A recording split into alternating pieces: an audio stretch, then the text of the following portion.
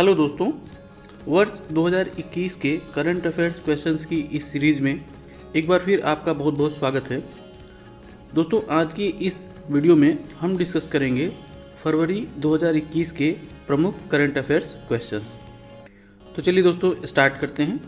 और पहला क्वेश्चन है, 4 फरवरी 2021 को निम्नलिखित में से किस देश ने पाकिस्तान पर सर्जिकल स्ट्राइक किया?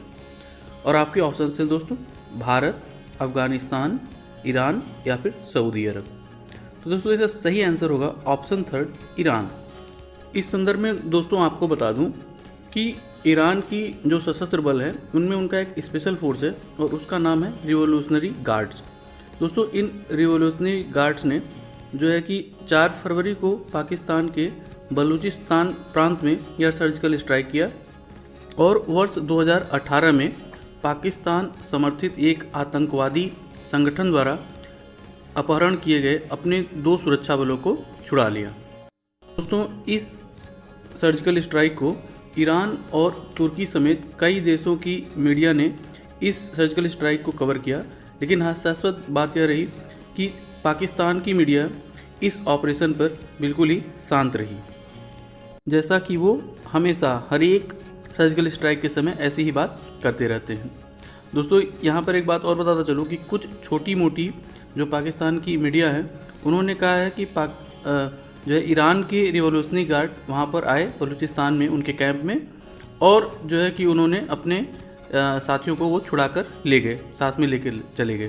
दोस्तों ये तो बिल्कुल ऐसा ही लग रहा है कि जैसे एक दूल्हा अपनी दुल्हन की विदाई करने के लिए आया है, और ऐसा ये पाकिस्तानी हमेशा करते ही रहते हैं। बढ़ते हैं दोस्तों अपने अगले क्वेश्चन की तरफ। और अगला क्वेश्चन है, फरवरी 2021 में दिल्ली राज्य सरकार द्वारा शुरू किया गया स्विच दिल्ली अभियान किससे संबंधित है? और दोस्तों आपके ऑप्शंस हैं, विद्युत ऊर्जा की खपत से, विद्युत वाहनों से, विद्युत उत्पादन से या फिर इनमें से कोई भी नहीं। तो दोस्तों इसका सही आंसर होगा ऑप्शन सेकंड, विद्युत वाहनों से।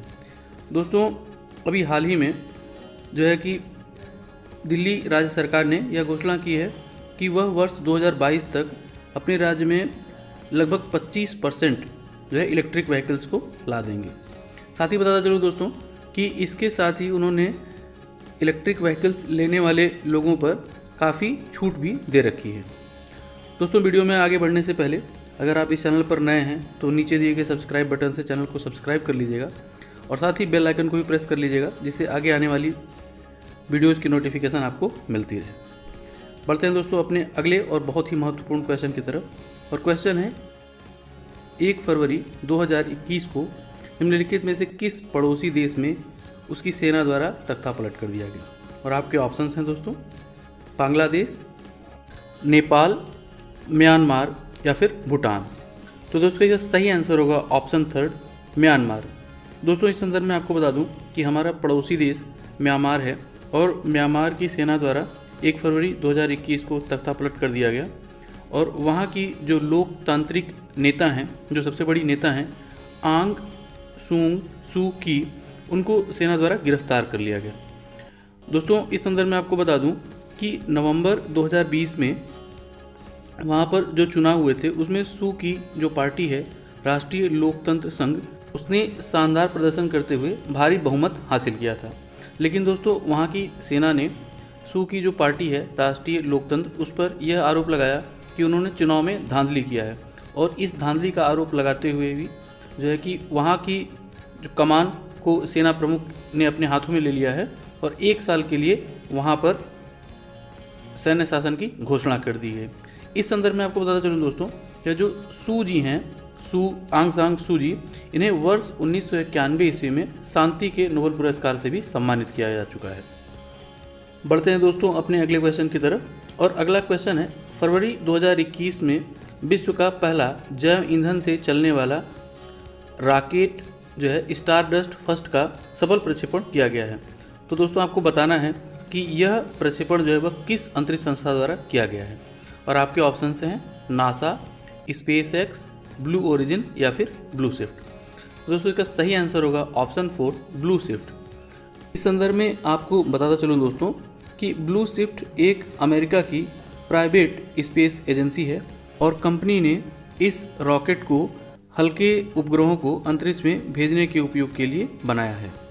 अगर यहीं पर दोस्तों अदर ऑप्शंस की बात करें तो स्पेस एक्स एलोन मस्क की एक कंपनी है और हाल ही में अभी जनवरी 2021 में ही स्पेस एक्स ने सबसे ज़्यादा 143 जो है उपग्रहों को एक साथ लॉन्च करने का रिकॉर्ड बनाया है। और अभी हाल ही में एलन मस्क को ब्लूमबर्ग मिलेनियर इंडेक्स द्वारा विश्व का सबसे अधिक धनवान व्यक्ति जो है घोषित किया गया है। एक ऑप्शन है दोस्तों इसमें ब्लू ओरिजिन भी। तो आपको बता चलूँ दोस्तों कि ब्लू ओरिजिन भी एक अमेरिकी प्राइवेट अंतरिक्ष संस्था है और इसकी संस्थापक हैं करंट समय में अमेजॉन के संस्थापक जेफ बेजोस।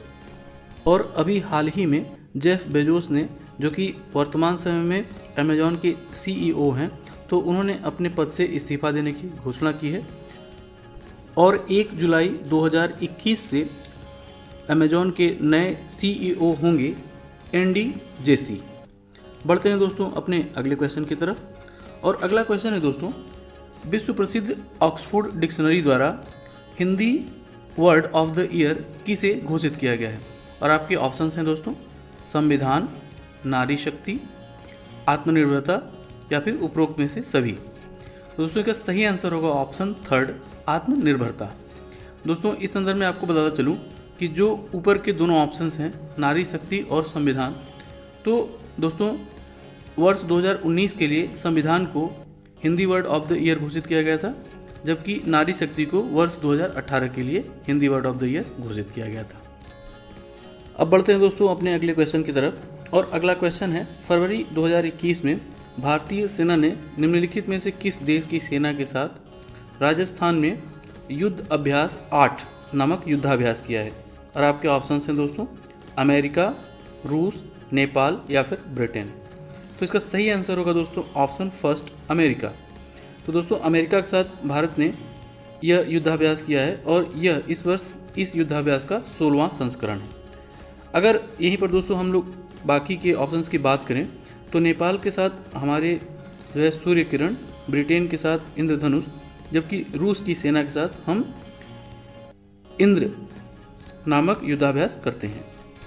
दोस्तों साथ ही आपको बताता चलूँ कि अभी कुछ दिनों पहले ही जनवरी 2021 में भारतीय वायुसेना ने फ्रांस की वायुसेना के साथ एक डेजर्ट नाइट 21 नामक युद्धाभ्यास भी किया है। साथ ही एम्फेक्स और ऑपरेशन कवच नामक युद्धाभ्यास भी भारतीय सेना ने अंडमान निकोबार द्वीप समूह में जनवरी 2021 में किया है।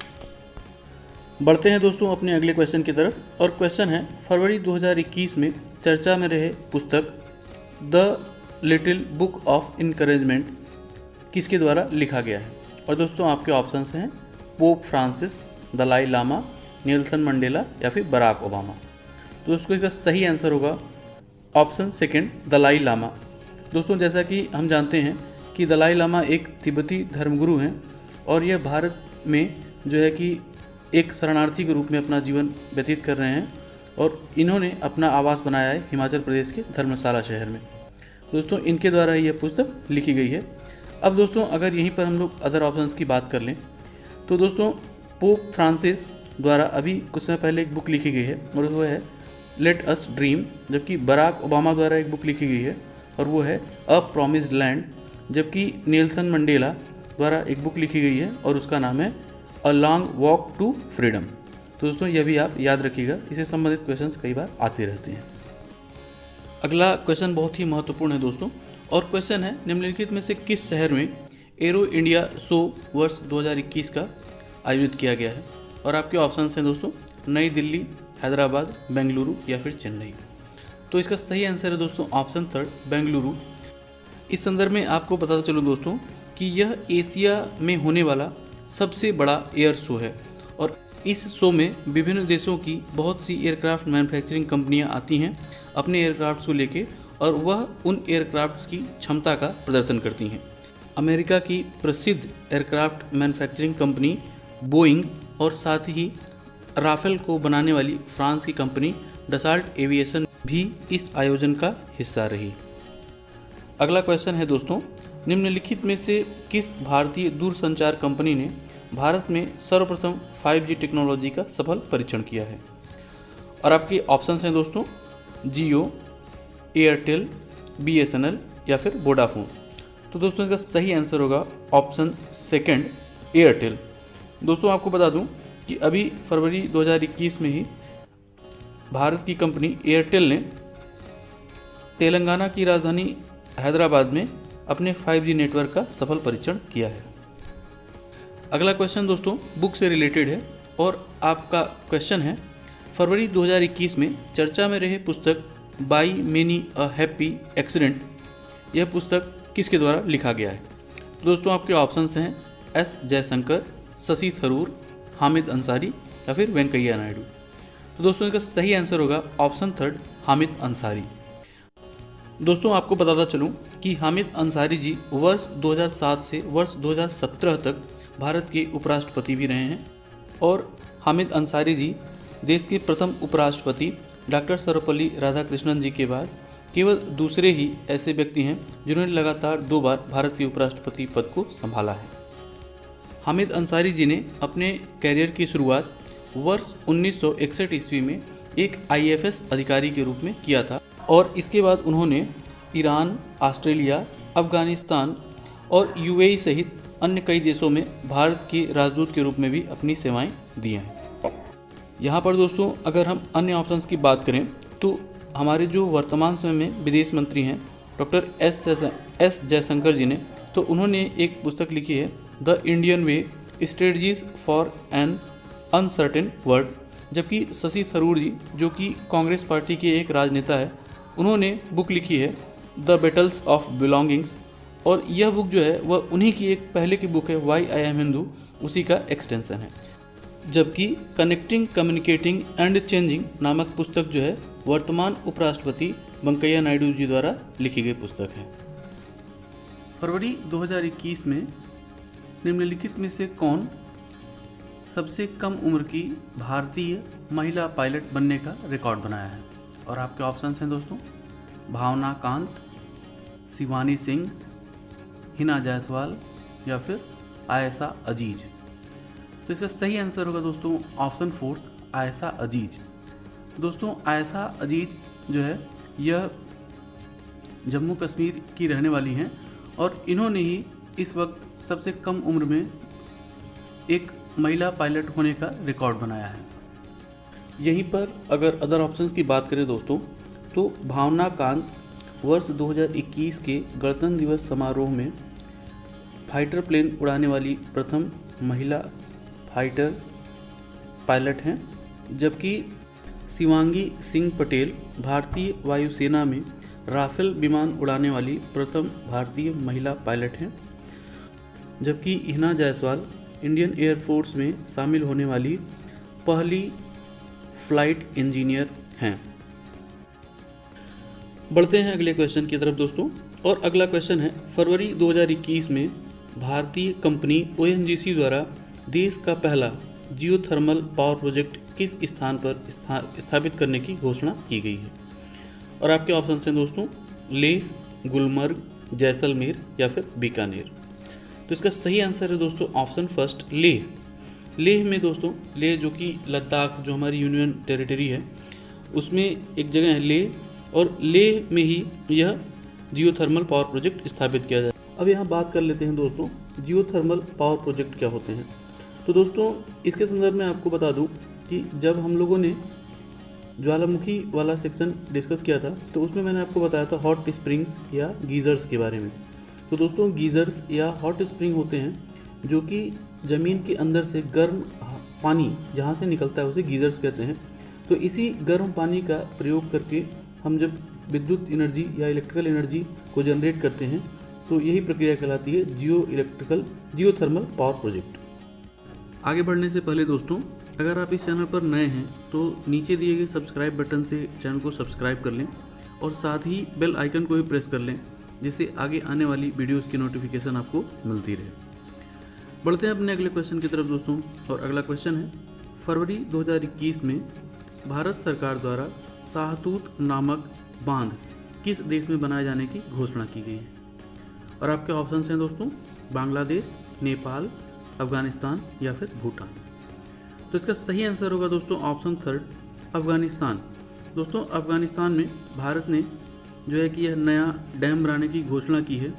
और दोस्तों आपको बताता चलूँ कि यह जो डैम होगा वह अफगानिस्तान की राजधानी काबुल के ही नज़दीक एक नदी बहती है, उसका भी नाम काबुल ही है।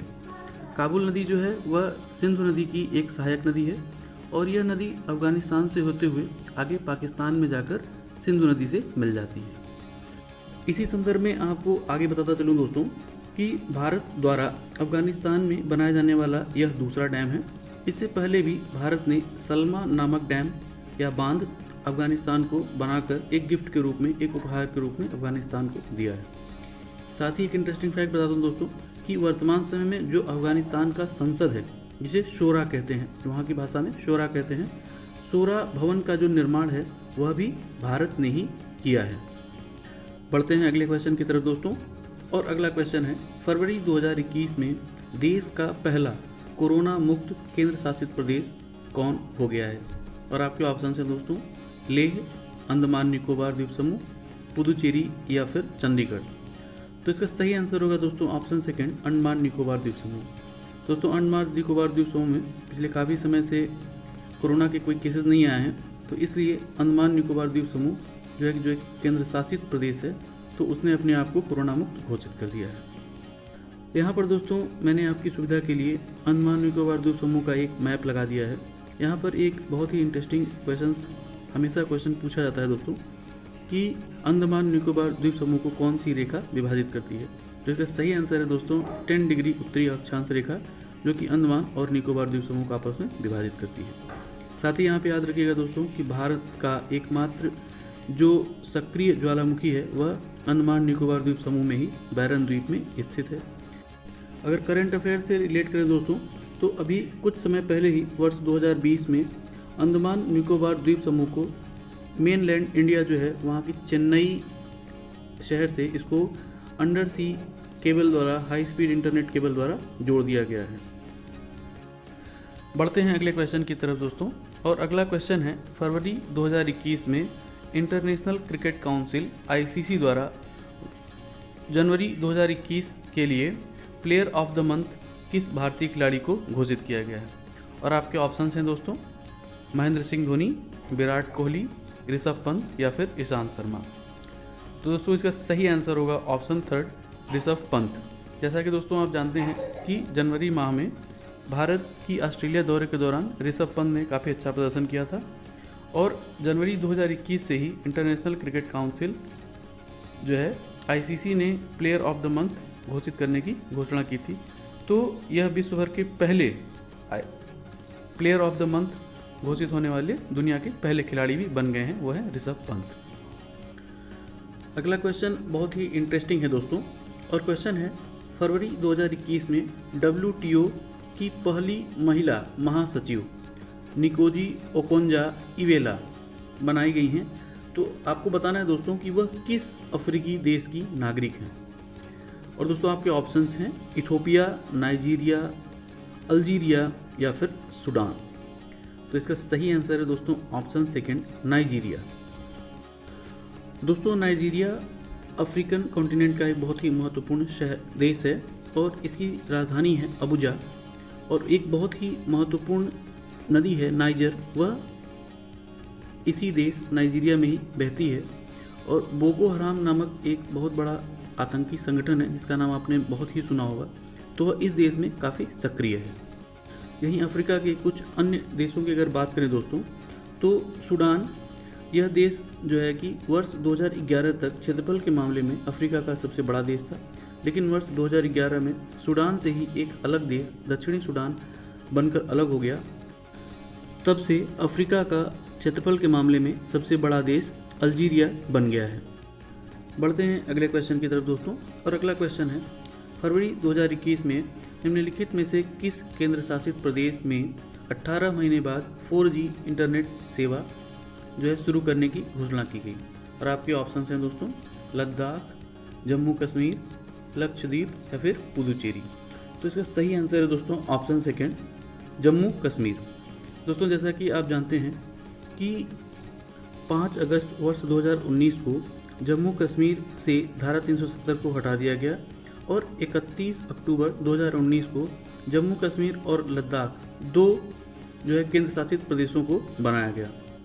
तो इसी के बाद से दोस्तों वहाँ पर जो है कि कानून व्यवस्था को बनाए रखने के ध्यान रखते हुए वहाँ से जो है इंटरनेट की व्यवस्था और टेलीफोनिक व्यवस्था को धीरे धीरे हटा दिया गया था, जिसको दोबारा रिस्टोर किया गया और 5 फरवरी 2021 को दोबारा 4G व्यवस्था वहाँ पर लागू कर दी गई जम्मू कश्मीर में।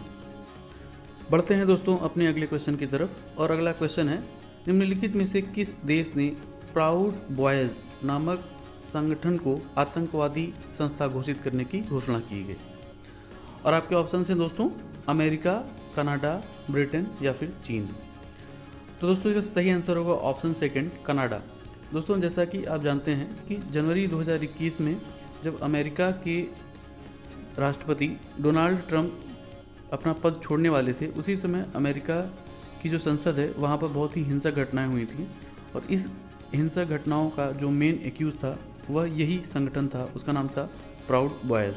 तो इसी को ध्यान में रखते हुए दोस्तों अमेरिका का एक पड़ोसी देश कनाडा ने जो है प्राउड बॉयज़ को एक आतंकी संगठन घोषित करने की घोषणा की। बढ़ते हैं अपने अगले क्वेश्चन की तरफ दोस्तों और क्वेश्चन है, फरवरी 2021 में निम्नलिखित में से किस देश ने विश्व का सबसे बड़ा ऑफशोर विंड पावर प्लांट स्थापित करने की घोषणा की है? और आपके ऑप्शन हैं दोस्तों चीन, फ्रांस, डेनमार्क या फिर दक्षिण कोरिया। तो इसका सही आंसर है दोस्तों ऑप्शन फोर्थ, दक्षिण कोरिया। दोस्तों आपको बता दूं कि दक्षिण कोरिया ने विश्व का सबसे बड़ा ऑफशोर विंड पावर प्लांट स्थापित करने की घोषणा की है। तो दोस्तों अब आपके दिमाग में ज़रूर एक बात आ रही होगी कि ये ऑफशोर विंड पावर प्लांट होता क्या है। तो दोस्तों यहाँ बहुत शॉर्टकट में अगर आपको बताऊं तो ऑफशोर विंड पावर प्लांट जानने से पहले आपको विंड पावर प्लांट जानना होगा। जैसा कि आप जानते होंगे पवन चक्की या पवन ऊर्जा जो कि एक रिन्यूएबल एनर्जी यानी अक्षय ऊर्जा का स्रोत है और हवा के द्वारा हम विद्युत एनर्जी को जनरेट करते हैं।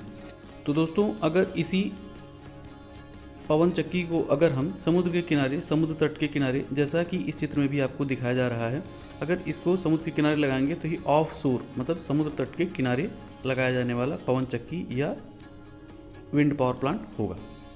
अब यहीं पर दोस्तों हम कोरियन पेनिनसुला या कोरियन महाप्रायद्वीप को भी डिस्कस कर लेते हैं। तो दोस्तों कोरियन प्रायद्वीप में दो देश हैं, नॉर्थ कोरिया और साउथ कोरिया। साउथ कोरिया की राजधानी है सियोल, जबकि नॉर्थ कोरिया की राजधानी है प्योंगयांग। और नॉर्थ कोरिया के जो तानाशाह हैं किम जोंग यूंग, इनका नाम आप बहुत ही ज़्यादा न्यूज़ में सुनते होंगे। दोस्तों यहीं पर बताता चलूँ कि साउथ कोरिया की जो स्थल सीमा है वह केवल नॉर्थ कोरिया से लगती है, जबकि नॉर्थ कोरिया की स्थल सीमा साउथ कोरिया के साथ साथ चीन और एक बहुत ही छोटी रेखा उसकी रसिया के साथ भी लगती है। जबकि दोस्तों साउथ कोरिया और नॉर्थ कोरिया के बीच में जो सीमा रेखा है वह है 38वीं समानांतर रेखा। और यहीं पर आपको एक इंटरेस्टिंग फैक्ट बताता चलूँ दोस्तों कि यह जो दोनों देश हैं नॉर्थ कोरिया और साउथ कोरिया, इनके बीच में जो ये 38वीं पैरेलल रेखा है, इसी को एक बफर जोन घोषित किया गया है और ये 4 किलोमीटर चौड़ा एक पट्टी है। और दोस्तों यह बफर जोन है, मीन्स नो मैंस लैंड है और लगभग 70 वर्षों से इसमें किसी भी आदमी का आना जाना नहीं हुआ है। इसी कारण से दोस्तों यहाँ पर जो है कि प्राकृतिक जीव जंतुओं और पेड़ पौधों का काफ़ी विकास हुआ है और यह दुनिया भर के पर्यावरण कार्यकर्ताओं के लिए बहुत ही सुखद और बहुत ही सकारात्मक इसका प्रभाव है।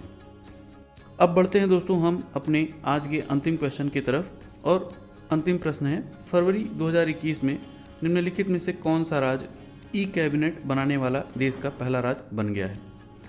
और आपके ऑप्शंस हैं दोस्तों हिमाचल प्रदेश, उड़ीसा, उत्तराखंड या फिर तमिलनाडु। तो इसका सही आंसर है दोस्तों ऑप्शन फर्स्ट, हिमाचल प्रदेश। जैसा कि आप जानते हैं दोस्तों कि हिमाचल प्रदेश यह एक हिमालयी क्षेत्र का राज्य है और इसकी सीमा चीन के साथ भी लगती है।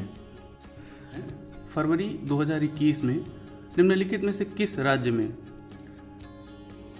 राज्य की विधानसभा में पहली बार राष्ट्रगान गाया गया? और आपके ऑप्शन हैं दोस्तों अरुणाचल प्रदेश, मिजोरम, मेघालय या फिर नागालैंड। तो इसका सही आंसर होगा दोस्तों ऑप्शन 4 नागालैंड। दोस्तों नागालैंड एक उत्तर पूर्वी राज्य है जो 7 सिस्टर्स के अंतर्गत आता है और नागालैंड की स्थापना 1 दिसंबर वर्ष 1963 ईस्वी को की गई थी। अब दोस्तों आपके मन में एक बात आ रहा होगा कि यह राज्य जो है वो इतना पुराना राज्य है, वर्ष 1963 ईस्वी में ही इसकी स्थापना कर दी गई थी, फिर भी आज पहली बार वर्ष 2021 में जो है कि इसकी विधानसभा में पहली बार राष्ट्रगान जन गण मन गाया गया। इसके पीछे रीज़न ये है दोस्तों कि यह काफ़ी पिछड़ा हुआ और पहाड़ी क्षेत्र का राज्य है और इसकी एक बहुत बड़ी सीमा, जैसा कि आप इस मैप में भी देख पा रहे होंगे, इसकी एक बहुत बड़ी सीमा म्यांमार के साथ लगती है। तो इस जो है कि राज्य में बहुत से सेपरेटिस्ट थे, अलगाववादी थे, वह डिमांड कर रहे थे कि हम एक अलग देश बनाएंगे नागालैंड के नाम से। तो दोस्तों अब वहाँ पर काफ़ी शांति हो गई है, तो इस चीज़ को देखते हुए वहाँ पर पहली बार वहाँ के विधानसभा में, नागालैंड की विधानसभा में पहली बार हमारा राष्ट्रगान जन गण मन गाया गया। साथ ही बताता चलूँ दोस्तों कि नागालैंड की राजधानी है कोहिमा और जो इसका न्यायिक क्षेत्र है वह जो है कि गुवाहाटी उच्च न्यायालय के अंतर्गत आता है। और गुवाहाटी शहर है जो दोस्तों, अब जैसा कि इस मैप में भी देख पा रहे होंगे, गुवाहाटी शहर नागालैंड की जो पड़ोसी राज्य है असम, उसका एक शहर है, वहाँ पे है गुवाहाटी। दोस्तों इस मैप में भी एक चीज़ आप और भी देख रहे हो, जैसा कि अभी मैंने आपसे जिक्र किया 7 सिस्टर्स का, तो 7 सिस्टर्स यही 7 जो है कि राज्य हैं जो कि मैप में दिखाई दे रहे हैं और ये राज्य हैं अरुणाचल प्रदेश, असम, मेघालय, त्रिपुरा, मणिपुर, मिजोरम और नागालैंड। तो इन 7 उत्तर पूर्वी राज्यों को मिलाकर आपस में 7 सिस्टर्स या 7 बहनें कहा जाता है। दोस्तों यहाँ पर ध्यान रखिएगा कि इन 7 स्टेट्स में सिक्किम का नाम नहीं है, तो सिक्किम को छोड़ के बाकी जो 7 छोटे छोटे राज्य हैं उनको हम 7 सिस्टर्स या 7 बहनें कहते हैं। वीडियो में आगे बढ़ने से पहले दोस्तों, अगर आप इस चैनल पर नए हैं तो नीचे दिए गए सब्सक्राइब बटन से चैनल को सब्सक्राइब कर लें और साथ ही बेल आइकन को भी प्रेस कर लें, जिससे आगे आने वाली वीडियोस की नोटिफिकेशन आपको मिलती रहे। बढ़ते हैं दोस्तों अपने अगले क्वेश्चन की तरफ और अगला क्वेश्चन है, फरवरी 2021 में अरब सागर में भारतीय नौसेना ने किस देश की नौसेना के साथ पैसेक्स नामक युद्धाभ्यास किया? और दोस्तों आपके ऑप्शंस हैं ओमान, इंडोनेशिया, मलेशिया या फिर श्रीलंका। तो दोस्तों इसका सही आंसर होगा ऑप्शन 2 इंडोनेशिया। दोस्तों अभी फरवरी में ही जो है कि भारतीय नौसेना ने अरब सागर में इंडोनेशिया की नौसेना के साथ एक युद्धाभ्यास किया और इस युद्धाभ्यास का जो लक्ष्य था या एम था वो ये था कि कभी अगर कोई सुनामी वगैरह आ रही है तो उस स्थिति में कैसे हम अपने आप को सेव कर पाएंगे, अपने नागरिकों को। दोस्तों यहाँ पर एक बात आपसे शेयर करना चाहता हूँ कि आप देखते होंगे कि वीडियोस में जब भी मैं आपके सामने क्वेश्चंस पुटअप करता हूँ तो क्वेश्चंस के जब ऑप्शन देता हूँ तो ऑप्शंस के साथ में उसके बगल में कोई न कोई एक हिंट या फिर उस देश का झंडा या फिर फ्लैग या फिर उससे रिलेटेड कोई न कोई चीज़ें आती हैं। तो दोस्तों ये आपके लिए इसीलिए रहता है कि अगर आपके माइंड में उस देश का झंडा हो या फिर उससे रिलेटेड कोई चीज़ आ रही हो तो उसका करेक्ट आंसर फीचर दोस्तों अगर आपको पसंद आता है और आपके लिए हेल्पफुल होता है तो आप नीचे कमेंट बॉक्स में कमेंट करके हमें बता सकते हैं। तो दोस्तों अभी यहाँ पर बात हो रही थी इंडोनेशिया की, तो जैसा कि आप मैप में भी इंडोनेशिया का मैप मैंने लगा रखा है, आप देख रहे होंगे दोस्तों कि इंडोनेशिया कई पार्ट्स में बटा हुआ है। वास्तव में इंडोनेशिया देश कई छोटे छोटे द्वीप समूह का एक कॉम्बिनेशन है, उनका एक समूह है। और जैसा कि आप इस मैप में भी देख पा रहे होंगे, जितने भी केसरिया कलर से जो भी मार्क किया गया है वो पूरा ही इंडोनेशिया है। उसके अलावा इसके बगल में और भी छोटे मोटे देश हैं। दोस्तों आपको बता दूं कि इंडोनेशिया की राजधानी है जकार्ता और इंडोनेशिया का जो मुद्रा है वह है इंडोनेशियन रुपया। दोस्तों आपको बता दूं कि इंडोनेशिया से हमारे देश भारत के बहुत ही अच्छे संबंध हैं। और दोस्तों अगर हम करंट की बात करें तो अभी कुछ दिनों पहले ही इंडोनेशिया में एक मेरापी नामक ज्वालामुखी का विस्फोट हुआ है और दोस्तों यहीं पर दुनिया की सबसे पुरानी गुफा पेंटिंग एक जो है कि मिली है और यह लगभग 45,000 वर्ष पुरानी है। और यह जो पेंटिंग है वह एक सुअर की पेंटिंग है। एक और फैक्ट आपको बताता चलूँ दोस्तों कि इंडोनेशिया देश के साथ हमारे देश भारत के संबंध बहुत ही पुराने और बहुत ही अच्छे हैं। साथ ही बताता चलूँ दोस्तों कि अभी कुछ दिनों पहले ही हमने अपना 72वां गणतंत्र दिवस 26 जनवरी को मनाया है और इस 26 जनवरी के अवसर पे हमने किसी भी मुख्य अतिथि को नहीं बुलाया। लेकिन यहाँ पे दोस्तों बताता चलूँ कि सबसे पहले जो हमारे गणतंत्र दिवस के मुख्य अतिथि थे वह इंडोनेशिया के प्रधानमंत्री सुकार्नो जी ही थे। अब बढ़ते हैं दोस्तों अपने अगले क्वेश्चन की तरफ और अगला क्वेश्चन है फरवरी 2021 में उत्तर प्रदेश राज्य सरकार द्वारा सिद्धार्थनगर जिले का प्रसिद्ध काला नमक या बुद्धा नामक एक चावल है उसको किस देश को निर्यात करने की घोषणा की गई है। और आपके ऑप्शन हैं दोस्तों बांग्लादेश, नेपाल, सिंगापुर या फिर भूटान। तो दोस्तों इनका सही आंसर होगा ऑप्शन थर्ड सिंगापुर। सिंगापुर को जो है कि उत्तर प्रदेश सरकार ने यह जो चावल है उसको निर्यात करने की घोषणा की है। यहीं पर दोस्तों आपको सिंगापुर के बारे में कुछ बताता चलूँ कि सिंगापुर दोस्तों अगर आप जियोग्राफिकली देखेंगे तो मलेशिया और इंडोनेशिया के बीच में बसा हुआ एक छोटा सा देश है और इसकी आबादी भी बहुत ही कम है। क्षेत्रफल के मामले में दोस्तों यह मालदीव के बाद एशिया का दूसरे नंबर का सबसे छोटा देश है। और दोस्तों आपको बताता चलूँ कि अगस्त वर्ष 1963 ईस्वी को जो है कि सिंगापुर ब्रिटेन से आज़ाद हुआ, लेकिन इसकी आज़ादी के तुरंत बाद ही इसको मलेशिया में मिला दिया गया। लेकिन इसके बाद दोस्तों अगस्त 1965 ईस्वी को सिंगापुर ने स्वयं को स्वतंत्र घोषित किया और वर्तमान समय में सिंगापुर दुनिया की सबसे तेज़ी से बढ़ती हुई अर्थव्यवस्थाओं में से एक है। अगला क्वेश्चन बहुत ही महत्वपूर्ण है दोस्तों और क्वेश्चन है फरवरी 2021 में किस देश ने पर्यावरण से संबंधित पेरिस समझौते में वापस आने की घोषणा की है। और आपके ऑप्शन हैं दोस्तों रूस, अमेरिका, भारत या फिर फ्रांस। तो दोस्तों इसका सही आंसर होगा ऑप्शन सेकंड अमेरिका। इस संदर्भ में दोस्तों आपको बताता चलूँ कि वर्ष 2019 में अमेरिका की ट्रंप सरकार ने इस समझौते से बाहर आने का फैसला लिया था, लेकिन अब जब अमेरिका के राष्ट्रपति बदल चुके हैं और ट्रंप के बाद अब जो बाइडन आ गए हैं, अमेरिका के राष्ट्रपति बन गए हैं, तो उन्होंने यह फैसला किया है कि अब वह पेरिस एग्रीमेंट में वापस आएंगे। बढ़ते हैं अगले क्वेश्चन की तरफ दोस्तों और अगला प्रश्न है फरवरी 2021 में मध्य प्रदेश राज्य सरकार ने किस शहर का नाम बदलकर नर्मदापुरम करने का फैसला किया है। और आपके ऑप्शन हैं दोस्तों सागर, बैतूल, होशंगाबाद या फिर रीवा। तो दोस्तों इसका सही आंसर होगा ऑप्शन थर्ड होशंगाबाद।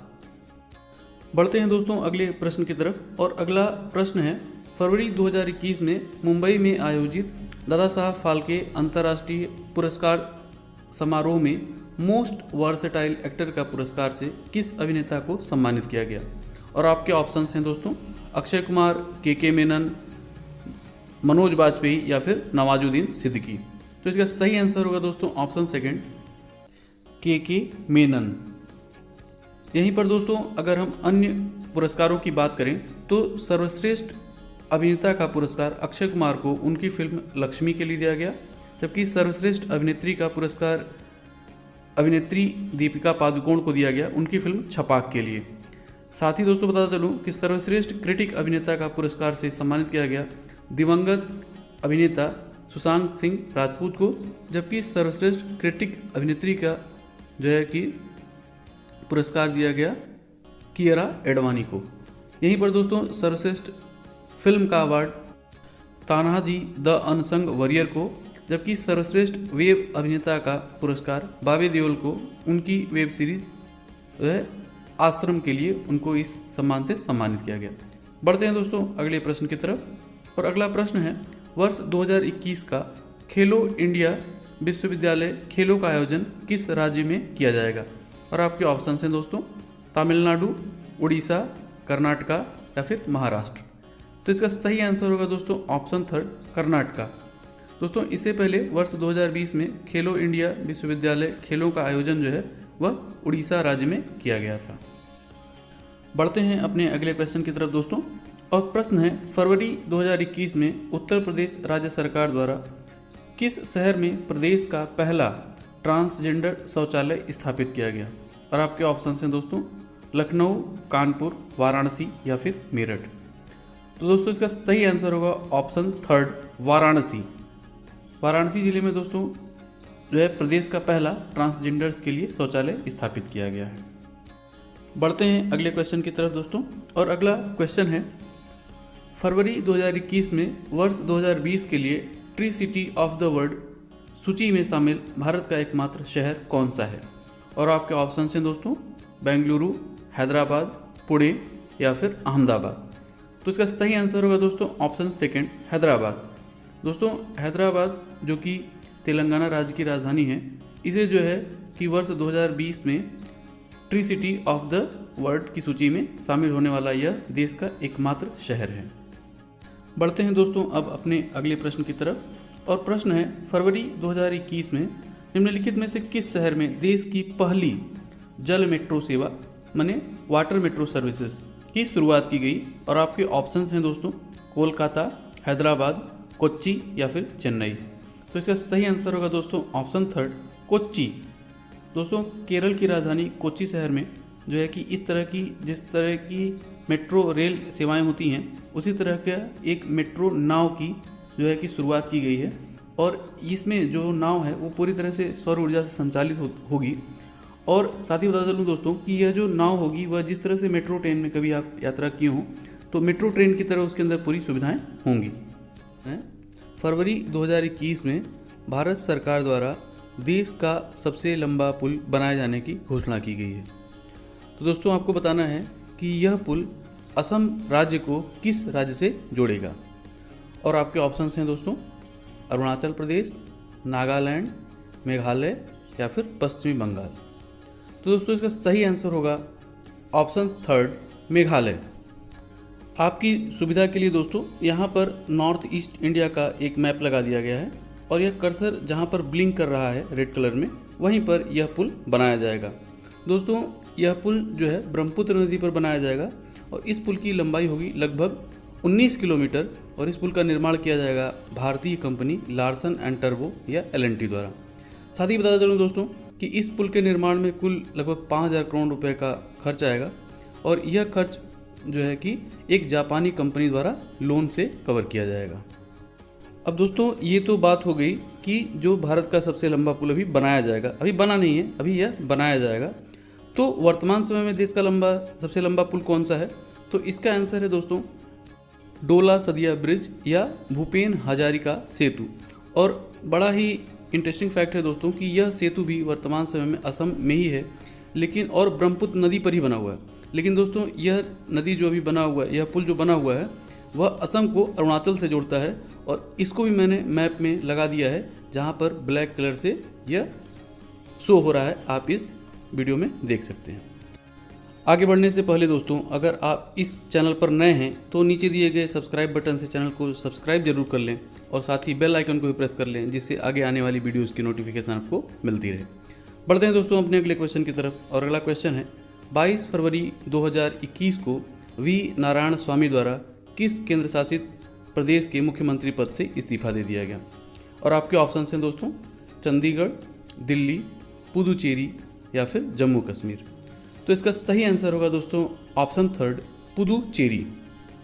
दोस्तों यहीं पर मैं आपको थोड़ा एग्ज़ाम में अगर मान लीजिए क्वेश्चन आता है और आपको इसका आंसर नहीं मालूम है, तो आप इस क्वेश्चन को कैसे हल करोगे या इसका आंसर कैसे निकालोगे? तो देखिए दोस्तों यहाँ पर 4 ऑप्शंस दिए हुए हैं, चंडीगढ़, दिल्ली, पुदुचेरी और जम्मू कश्मीर।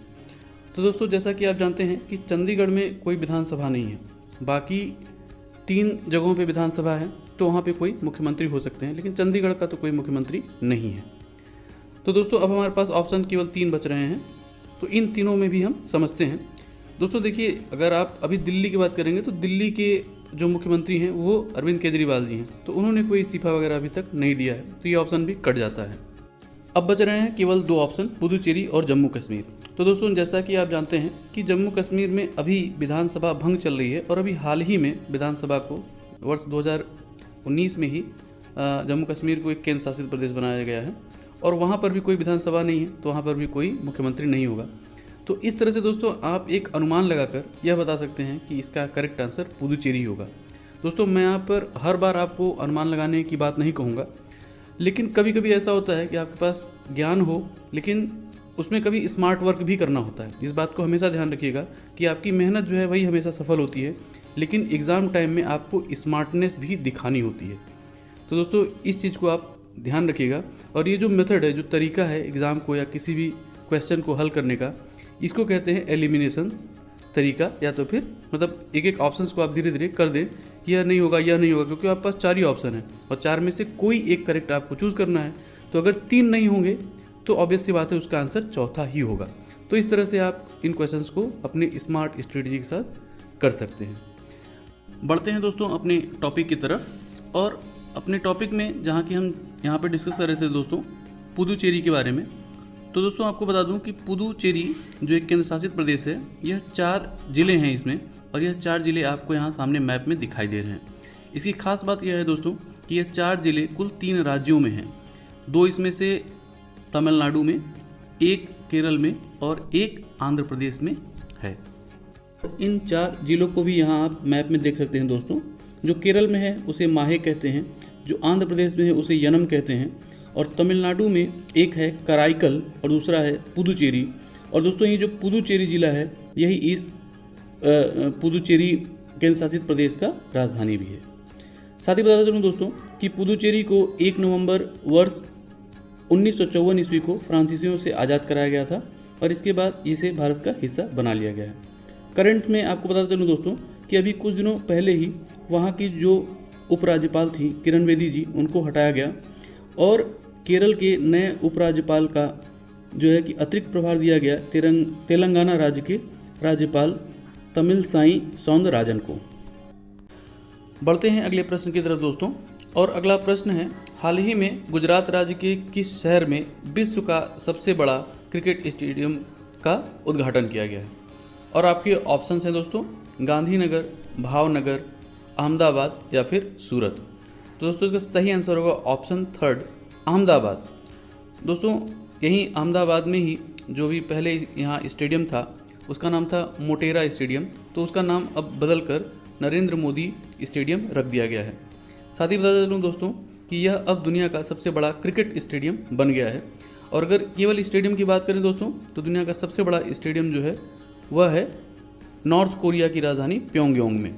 साथ ही बताता चलूँ दोस्तों कि इसी मोटेरा स्टेडियम या नरेंद्र मोदी स्टेडियम में ही जब पिछले वर्ष फरवरी 2020 में अमेरिका के तत्कालीन राष्ट्रपति डोनाल्ड ट्रंप आए हुए थे, तो नमस्ते ट्रंप का प्रोग्राम भी इसी स्टेडियम में किया गया था। अब बताता चलूँ दोस्तों कि इस स्टेडियम में दर्शकों के बैठने की जो क्षमता है वह है कुल लगभग 1,10,000। साथ ही बताता चलूँ दोस्तों अभी हाल ही में देश के सबसे बड़े हॉकी स्टेडियम भी बनाने की घोषणा की गई है, और यह हॉकी स्टेडियम बनाया जाएगा उड़ीसा की राजधानी भुवनेश्वर में। बढ़ते हैं अगले प्रश्न की तरफ दोस्तों, और अगला प्रश्न है, अभी हाल ही में उत्तर प्रदेश के किस जिला प्रशासन को कोरोना महामारी से सफलतापूर्वक लड़ने के लिए स्कॉच गोल्ड अवार्ड से सम्मानित किया गया है? और आपके ऑप्शन हैं दोस्तों वाराणसी, लखनऊ, सिद्धार्थनगर या फिर अयोध्या। तो इसका सही आंसर होगा दोस्तों ऑप्शन 4 अयोध्या। दोस्तों इस संदर्भ में आपको बताता चलूँ कि अभी हाल ही में स्कॉच बेस्ट चीफ मिनिस्टर का अवार्ड दिया गया है आंध्र प्रदेश के chief minister Y Jaganmohan Reddy को। साथ ही बता चलूँ दोस्तों कि बेस्ट हेल्थ केयर का जो अवार्ड है वह हरियाणा राज्य को दिया गया है, और बेस्ट हेल्थ मिनिस्टर का अवार्ड से सम्मानित किया गया है श्री अनिल विज जी को। बढ़ते हैं अगले क्वेश्चन की तरफ दोस्तों, और अगला प्रश्न है, फरवरी 2021 में किस देश में सोशल नेटवर्किंग साइट फेसबुक पर न्यूज़ पोस्ट करने पर प्रतिबंध लगा दिया गया है? और आपके ऑप्शंस हैं दोस्तों चीन, ऑस्ट्रेलिया, फ्रांस या फिर पाकिस्तान। तो दोस्तों इसका सही आंसर होगा ऑप्शन 2 ऑस्ट्रेलिया। दोस्तों ऑस्ट्रेलिया में अभी काफ़ी कुछ जो है कि गूगल और फेसबुक को लेके जो है कि ऑस्ट्रेलिया गवर्नमेंट के कुछ कंसर्न थे, तो उसी आधार पे ऑस्ट्रेलिया में जो न्यूज़ है, जो कोई भी समाचार है, उसको फेसबुक पर पोस्ट करने के लिए प्रतिबंध लगा दिया गया है। अब बढ़ते हैं दोस्तों अपने अगले प्रश्न की तरफ, और अगला प्रश्न है, अभी हाल ही में फरवरी 2021 में निम्नलिखित में से कौन सा हवाई अड्डा उत्तर प्रदेश राज्य का तीसरा अंतर्राष्ट्रीय हवाई अड्डा बन गया है? और आपके ऑप्शन हैं दोस्तों लखनऊ, वाराणसी, कुशीनगर या फिर कानपुर। तो इसका सही आंसर होगा दोस्तों ऑप्शन 3 कुशीनगर।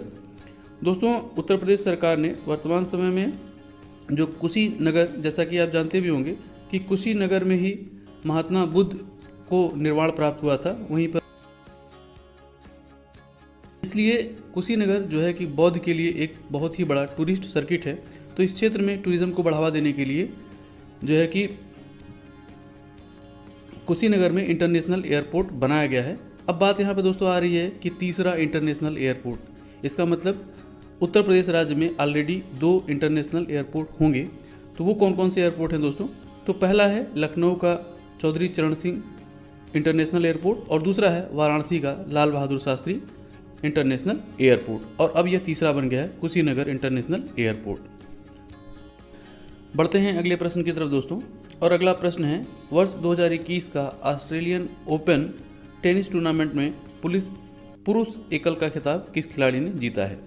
और आपके ऑप्शन हैं दोस्तों Rafael Nadal, Roger Federer, Novak Djokovic या फिर डी मेदवेदेव। तो इसका सही आंसर होगा दोस्तों ऑप्शन 3 नोवाक जोकोविक। दोस्तों यहाँ पर आपको बताता चलूँ कि नोवाक जोकोविक जो हैं वह सर्बिया देश के रहने वाले हैं और उन्होंने रूस के डी मेदवेदेव को हराकर इस टूर्नामेंट को जीत लिया है। इस संदर्भ में आपको बताता चलूँ दोस्तों कि प्रत्येक वर्ष टेनिस टूर्नामेंट में 4 महत्वपूर्ण ग्रैंड स्लैम्स होते हैं और ये मैंने आपके लिए लगा रखा है, आप इसमें देख सकते हैं Australian open, French open, Wimbledon open और यूएस ओपन। और दोस्तों इसी क्रम में यह प्रत्येक वर्ष आयोजित भी किए जाते हैं, मतलब ऑस्ट्रेलियन ओपन प्रत्येक वर्ष जनवरी फरवरी माह में, फ्रेंच ओपन प्रत्येक वर्ष मई जून में, विंबलडन ओपन जो है कि जुलाई अगस्त और यूएस ओपन जो है कि यह दिसंबर माह में प्रत्येक वर्ष आयोजित किया जाता है। साथ ही बताता चलूँ दोस्तों कि इसमें जो महिला एकल का खिताब है उसको जापान की नाओमी ओसाका ने जीत लिया है इस वर्ष 2021 के लिए। बढ़ते हैं अगले प्रश्न की तरफ दोस्तों, और अगला प्रश्न है फरवरी 2021 में ही डीआरडीओ द्वारा उत्तर प्रदेश के किस जिले में आग की घटनाओं से निपटने के लिए skill development centre for fire safety का उद्घाटन किया गया है? और आपके ऑप्शन हैं दोस्तों मेरठ, हापुड़, वाराणसी या फिर मिर्ज़ापुर। तो इसका सही आंसर होगा दोस्तों ऑप्शन 2 हापुड़।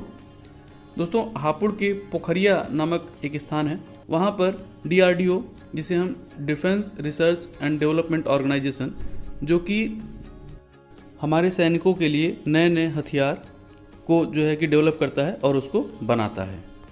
अगला प्रश्न है दोस्तों आईपीएल 2021 के लिए सबसे महंगा खिलाड़ी कौन चुना गया है? और आपके ऑप्शन हैं दोस्तों Kyle Jamieson, Chris Morris, Chris Gayle या फिर ग्लेन मैक्सवेल। तो दोस्तों इसका सही आंसर है ऑप्शन 2 क्रिस मॉरिस।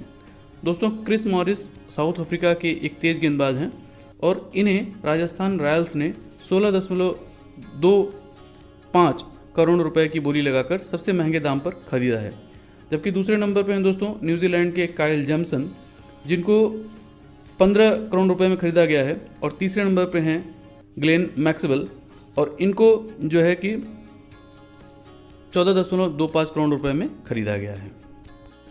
बढ़ते हैं अगले प्रश्न की तरफ दोस्तों, और अगला प्रश्न है फरवरी 2021 में निम्नलिखित में से किस देश ने अपनी सशस्त्र बलों में महिलाओं को भी शामिल करने का घोषणा किया है? और आपके ऑप्शन हैं दोस्तों ईरान, सऊदी अरेबिया, कुवैत या फिर संयुक्त अरब अमीरात। तो दोस्तों इसका सही आंसर होगा ऑप्शन 2 सऊदी अरब। दोस्तों जैसा कि आप जानते हैं कि सऊदी अरब एक मिडिल ईस्ट एशियन कंट्री है, और दोस्तों आपकी सुविधा के लिए मैंने यहाँ पर सऊदी अरब का एक मैप लगा दिया गया है, तो जिसको आप देख पा रहे होंगे। और अभी हाल ही में दोस्तों सऊदी अरब में दुनिया का पहला ऐसा शहर बनाने की घोषणा की है जिसमें ना ही कोई रोड होगा और ना ही कोई कारें या फिर वाहन होंगे। यहीं पर दोस्तों अगर हम मिडिल ईस्ट एशिया की जियोपॉलिटिक्स की बात करें तो जैसा कि आप इस मैप में भी देख पा रहे होंगे कि सऊदी अरब के ही जस्ट बगल में एक देश है ईरान। तो दोस्तों यहाँ पर 2 बड़ी कंट्रीज़ हैं सऊदी अरेबिया और ईरान, ये 2 ब्लॉक्स हैं, और सऊदी अरब का साथ देता है उसके बगल में ही उसका देश यूएई, जबकि ईरान के साथ होता है कतर, जैसा कि आप इन सभी देशों को इस मैप में देख पा रहे हैं। इसी मैप में आप देख पा रहे होंगे दोस्तों कि सऊदी अरब की एक तरफ है पर्शियन गल्फ और दूसरी तरफ है रेड सी, और इसी रेड सी या लाल सागर को स्वेज कैनाल या स्वेज नहर द्वारा मेडिटेरेनियन सी या फिर भूमध्य सागर से जोड़ा जाता है। यहाँ पर एक क्वेश्चन आप हमेशा याद रखिएगा दोस्तों कि स्वेज नहर जो है वह लाल सागर और भूमध्य सागर को आपस में जोड़ती है। और आपकी सुविधा के लिए दोस्तों यहीं पर मैप में मैंने रेड कलर से दिखा दिया है, जो रेड कलर से ब्लिंक कर रहा है वही है स्वेज नहर या स्वेज कैनाल। पहला प्रश्न है दोस्तों, फरवरी 2021 में निम्नलिखित में से किस देश ने गुलाबी नमक के जीआई टैग के लिए आवेदन किया है? और आपके ऑप्शंस हैं दोस्तों, भारत, पाकिस्तान, नेपाल या फिर बांग्लादेश। तो दोस्तों इसका सही आंसर होगा ऑप्शन सेकंड, पाकिस्तान। इस संदर्भ में आपको बताता चलूँ दोस्तों कि यह जो गुलाबी नमक है या जिसे पिंक सॉल्ट भी कहते हैं, जैसा कि आप इस फिगर में भी देख पा रहे हैं, इस चित्र में भी देख पा रहे हैं, तो यह जो नमक है दोस्तों यह हिमालय क्षेत्र की पहाड़ियों में पाया जाता है और यह एक जो है कि रॉक साल्ट है। तो दोस्तों इसी गुलाबी नमक का जीआई टैग यानी जियोग्राफिकल इंडिकेशन प्राप्त करने के लिए पाकिस्तान ने आवेदन किया है। अभी हाल ही में ही दोस्तों पाकिस्तान ने बासमती चावल के लिए भी जीआई टैग प्राप्त करने के लिए आवेदन किया है और बासमती चावल का जीआई टैग प्राप्त करने के लिए हमारे देश भारत और पाकिस्तान के बीच में एक कंपटीशन चल रहा है। अब दोस्तों यहाँ पाकिस्तान की बात हो रही है तो पाकिस्तान से रिलेटेड कुछ करंट जो है इंटरेस्टिंग फैक्ट्स बताता हूँ। तो दोस्तों अभी कुछ दिनों पहले ही पाकिस्तान की सिंधु प्रांत में जो है कि एक सिंधु देश नामक एक अलग देश की मांग की गई है, जबकि कुछ समय पहले ही जनवरी 2021 में ही पाकिस्तान का जो इंटरनेशनल एयरलाइंस है PIA उसके एक जहाज़ को मलेशिया में जब्त कर लिया गया। साथ ही बताता चलूँ दोस्तों कि फरवरी 2021 में ही जो है पाकिस्तान पर उसके पड़ोसी देश ईरान ने एक सर्जिकल स्ट्राइक भी किया है। यहीं पर दोस्तों आपको पाकिस्तान से रिलेटेड कुछ पॉजिटिव फैक्ट्स भी बताता हूँ।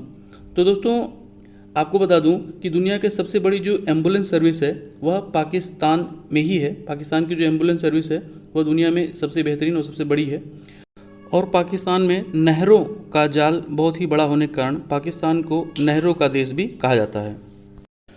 दोस्तों वीडियो में आगे बढ़ने से पहले अगर आप इस चैनल पर नए हैं और चैनल को अभी तक सब्सक्राइब नहीं किया है तो नीचे दिए गए सब्सक्राइब बटन से चैनल को सब्सक्राइब जरूर कर लें, साथ ही बेल आइकन को भी प्रेस कर लें जिससे आगे आने वाली वीडियोज़ की नोटिफिकेशन आपको मिलती रहे। बढ़ते हैं दोस्तों अपने अगले प्रश्न की तरफ और अगला प्रश्न है 28 फरवरी 2021 को भारतीय अंतरिक्ष संस्थान इसरो द्वारा निम्नलिखित में से किस देश का एमेजोनिया नामक उपग्रह का सफल प्रक्षेपण किया गया? और आपके ऑप्शंस हैं दोस्तों, अर्जेंटीना, ब्राज़ील, चिली या फिर वेनेजुएला। तो दोस्तों इसका सही आंसर होगा ऑप्शन सेकंड, ब्राज़ील। तो दोस्तों इस संदर्भ में आपको बताता चलूँ कि यह एमेजोनिया नामक उपग्रह था, यह ब्राज़ील देश द्वारा बनाया गया, मतलब कि ब्राज़ील के साइंटिस्ट द्वारा बनाया गया पहला उनका अपना उपग्रह था और जिसे कि इसरो ने सफलतापूर्वक PSLV C51 नामक रॉकेट की सहायता से सफलतापूर्वक 28 फरवरी को इसे अंतरिक्ष में स्थापित किया है।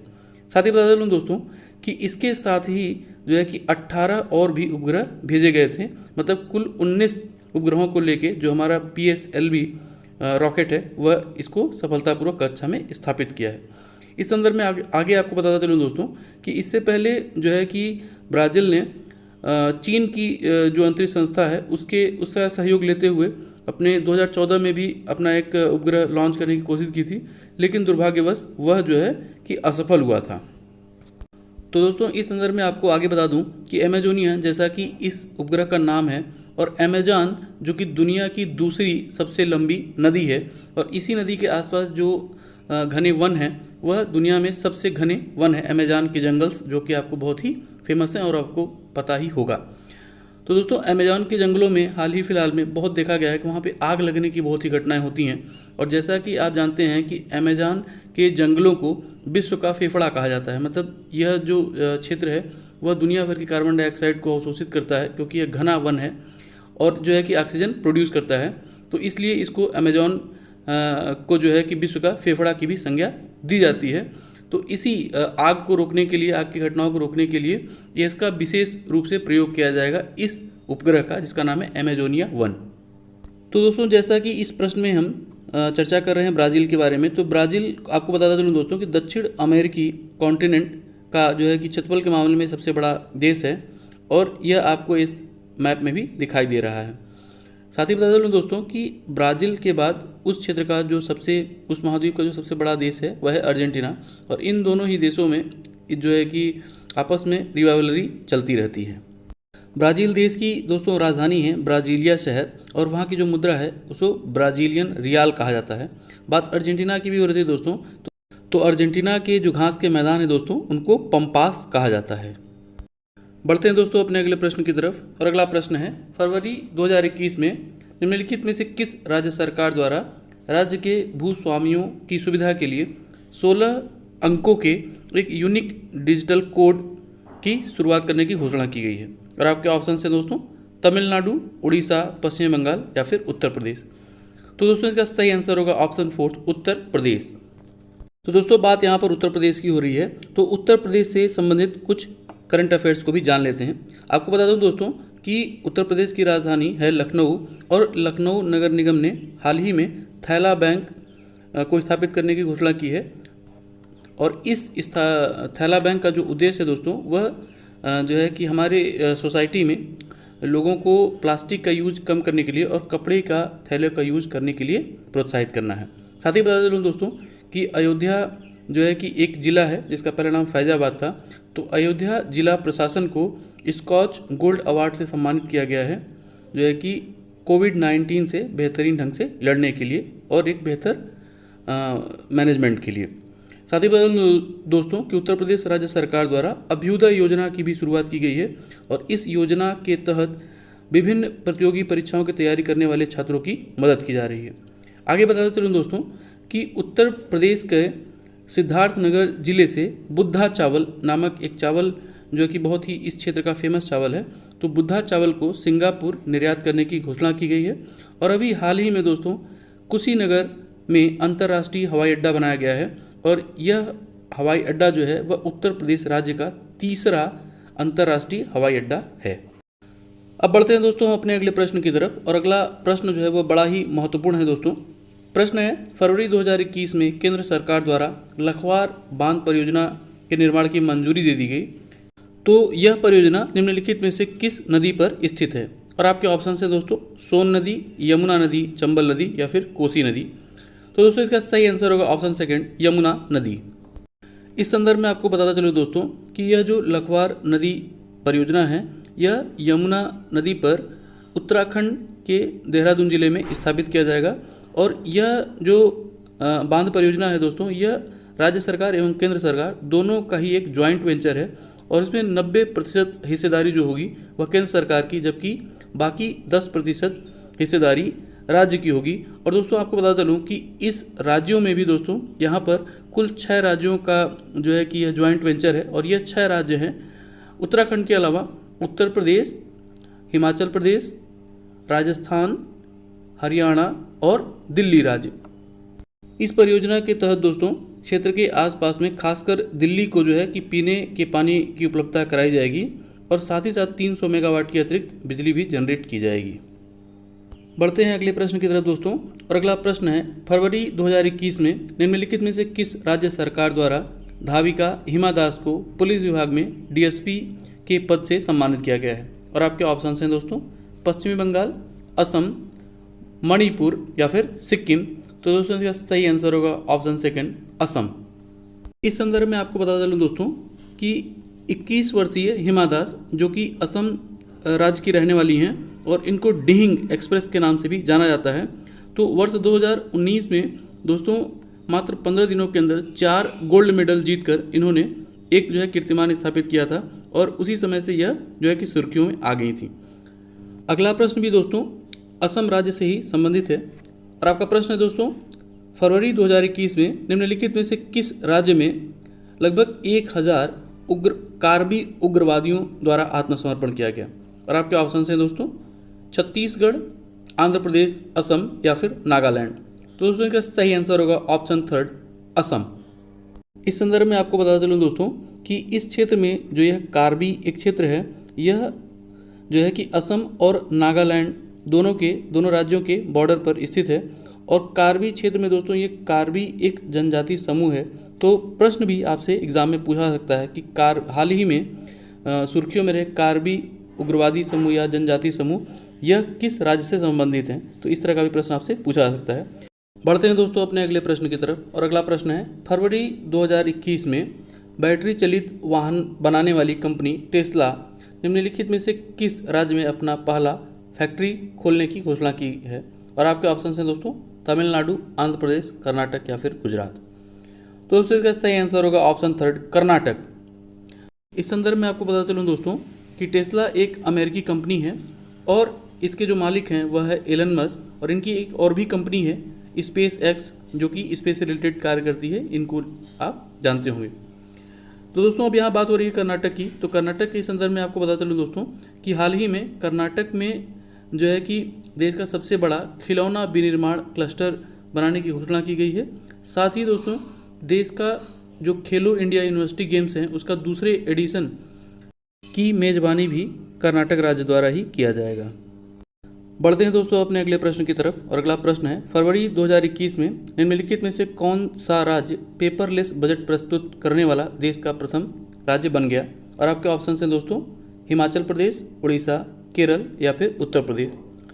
तो दोस्तों इसका सही आंसर होगा ऑप्शन फोर्थ, उत्तर प्रदेश। इस संदर्भ में आपको बता चलूँ दोस्तों कि उत्तर प्रदेश राज्य के वित्त मंत्री सुरेश खन्ना द्वारा यह पेपरलेस बजट प्रस्तुत किया गया। बढ़ते हैं दोस्तों अगले प्रश्न की तरफ, और अगला प्रश्न है फरवरी 2021 में निम्नलिखित में से किस राज्य द्वारा देश का पहला डिजिटल विश्वविद्यालय खोला गया? और आपके ऑप्शन हैं दोस्तों कर्नाटक, उत्तर प्रदेश, केरल या फिर उड़ीसा। तो दोस्तों इसका सही आंसर होगा ऑप्शन थर्ड, केरल। अब बढ़ते हैं दोस्तों आज के अपने अगली प्रश्न की तरफ, और अंतिम प्रश्न है दोस्तों फरवरी 2021 में निम्नलिखित में से किस शहर में समुद्र के नीचे सुरंग के अंदर सड़क बनाने की घोषणा की गई है? और आपके ऑप्शन हैं दोस्तों कोलकाता, तिरुवनंतपुरम, मुंबई या फिर विशाखापत्तनम। तो दोस्तों इसका सही आंसर होगा ऑप्शन थर्ड, मुंबई।